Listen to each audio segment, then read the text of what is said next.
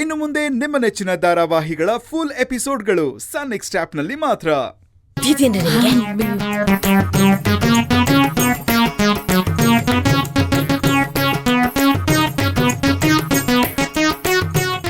ನೀವು ಕೂತ್ಕೊಳ್ಳಿ. ಅಯ್ಯೋ ಅತ್ತೆ, ಹಾಗೆಲ್ಲ ಮಾತಾಡಬಾರ್ದು. ನಾವೆಲ್ಲರೂ ಒಟ್ಟಿಗೆ ಒಂದೇ ಮನೇಲಿ ಇರ್ಬೇಕಾದ್ರೆ ನಾವೆಲ್ಲರೂ ಒಟ್ಟಿಗೆ ಕೂತ್ಕೊಂಡು ಊಟ ಮಾಡಬೇಕು. ಇವ್ರನ್ನ ನಿಲ್ಸಿ ನಾನು ಒಬ್ಳೆ ಊಟ ಮಾಡಿದ್ರೆ ನನ್ನ ಮನಸ್ಸು ಒಪ್ಪಲ್ಲ. ಈಗ ಫಾರಿನಲ್ಲಿ ನಮ್ಮಪ್ಪ ಸಾವಿರಾರು ಪಾರಿವಾಳಗಳನ್ನ ಸಾಕಿದ್ದಾರೆ. ಅದರಲ್ಲಿ ಒಂದೇ ಪಾರಿವಾಳ ಬಂದ್ರೆ ಊಟ ಕೊಡಲ್ಲ, ಎಲ್ಲ ಪಾರಿವಾಳಗಳು ಒಟ್ಟಿಗೆ ಬಂದ್ರೇನೆ ಊಟ ಕೊಡೋದು.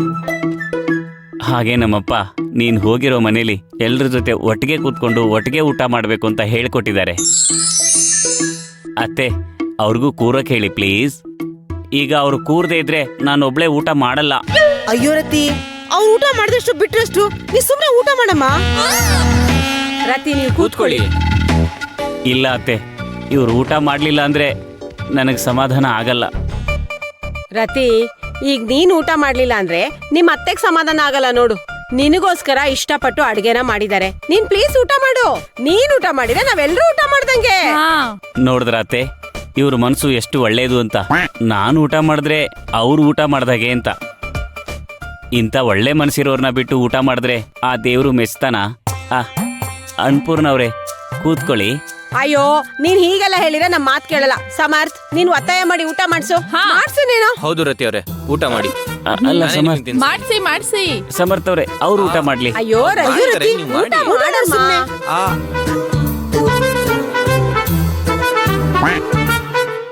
ಸಾಕು. ಅಯ್ಯೋ ತಿನ್ನಮ್ಮ, ಇನ್ನೂ ಸ್ವಲ್ಪ ತಿನ್ಸು.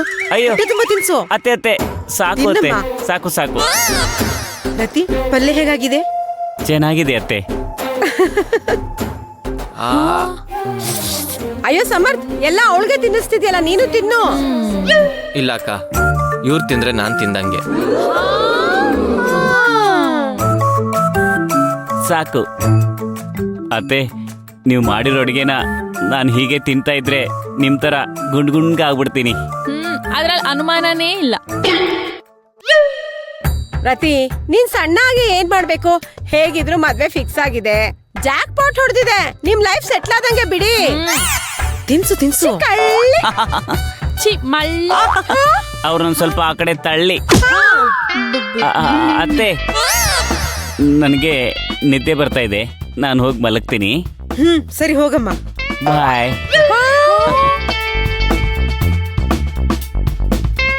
ರತಿ, ಹುಷಾರಾಗಿ ಹೋಗಿ. Okay, good night. Good night. Sweet dreams. Sweet dreams. Rati, ಮೆಲ್ಲಗೆ. Thank you. ನೋಡಮ್ಮ, ಆ ರತಿನ ನೋಡ್ತಿದ್ರೆ ನನಗೋಸ್ಕರನೇ ಆಕಾಶದಿಂದ ಧರೆಗಿಳಿದು ಬಂದಿರೋ ರಂಬೆ ತರ ಇದ್ದಾಳೆ. ಆಕಾಶದಿಂದ ಧರೆಗಿಳಿದ ರಂಬೆ, ಆಕಾಶದಿಂದ ಧರೆಗಿಳಿದ ರಂಬೆ, ಇವಳೇ ಇವಳೇ ಚಂದನದ ಗೊಂಬೆ. ನೀವ್ ಹೇಳ್ದಾಗೆ ನನ್ ಸೊಸೆ ಚಂದನದ ಗೊಂಬೆನೆ. ಗೊಂಬೆ ಅಂತೆ, ಗೊಂಬೆ, ಒಣಗೋಗಿರೋ ಮರದ ಕೊಂಬೆ. ಈಗೊಂಥರ ನೆಮ್ಮದಿ ಆಯ್ತು. ಈ ಲೇಡಿ ಗೆಟಪ್ ಹಾಕೊಂಡ್ಬಿಟ್ಟು ಮೈಯೆಲ್ಲ ಒಂಥರ ಮುಲಮುಲಾ ಅಂತ ಇತ್ತು. ಅಲ್ಲ, ಇಷ್ಟೊಂದು ಭಾರವಾಗಿರೋ ಸೀರೆನ ಈ ಹೆಣ್ಮಕ್ಳು ಹೇಗೆ ಉಟ್ಕೊಂಡಿರ್ತಾರಪ್ಪ. ಸೀತಮ್ಮ ಬಂದು ಈಗ ಡಿಸ್ಟರ್ಬ್ ಮಾಡದೆ ಇದ್ರೆ ಸಾಕು. ಹೊಟ್ಟೆ ತುಂಬಾ ಊಟ ಆಗಿದೆ, ಈಗ ಕಣ್ ತುಂಬಾ ನಿದ್ದೆ ಮಾಡ್ತೀನಿ.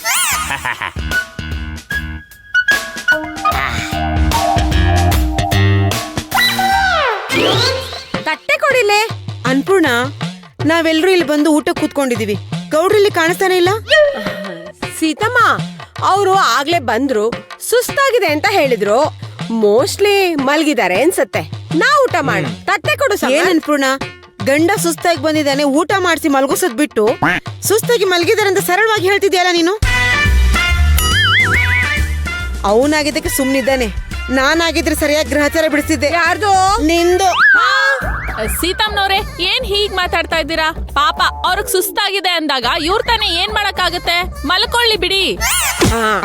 ಏನ್ ಹೆಣ್ಮಕ್ಳು ನೀವು, ಗಂಡನ್ ಹೇಗ್ ನೋಡ್ಕೋಬೇಕು ಅಂತಾನೆ ಗೊತ್ತಾಗಲ್ಲ ನಿಮ್ಗೆ. ಅದಕ್ಕೆ ನಿನ್ ಗಂಡ ಬಿಟ್ಟು ಹೋಗಿರೋದು. ಸೀತಾಮ್ನವ್ರೆ, ಫಾರ್ ಯೋರ್ ಕೈಂಡ್ ಇನ್ಫಾರ್ಮೇಶನ್, ನನ್ ಗಂಡ ನನ್ನ ಬಿಟ್ಟು ಹೋಗಿಲ್ಲ. ಅವರು ದುಡ್ಡು ಸಂಪಾದನೆ ಮಾಡ್ಕೊಂಬರಕ್ ಹೋಗಿದ್ದಾರೆ.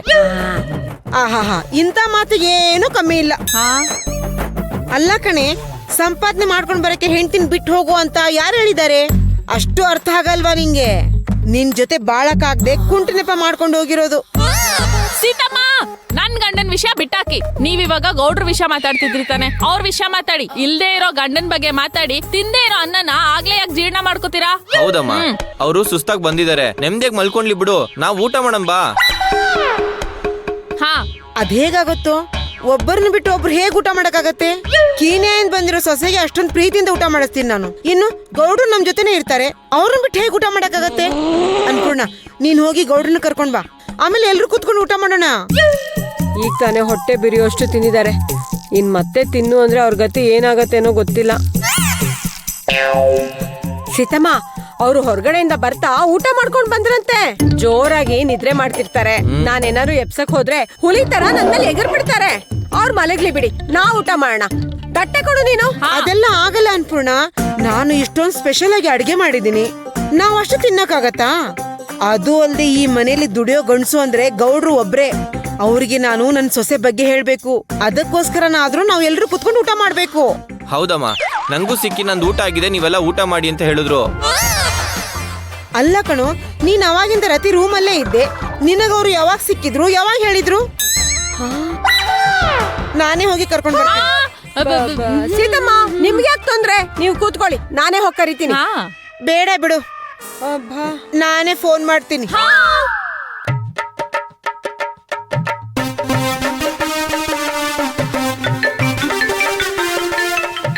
ಇಷ್ಟೊತ್ತಲ್ಲಿ ಯಾರಪ್ಪ ಫೋನ್ ಮಾಡ್ತಿದ್ದಾರೆ? ಹಾ, ಸೀತಮ್ಮ, ಇವ್ರ್ಯಾಕೆ ಫೋನ್ ಮಾಡ್ತಿದ್ದಾರೆ?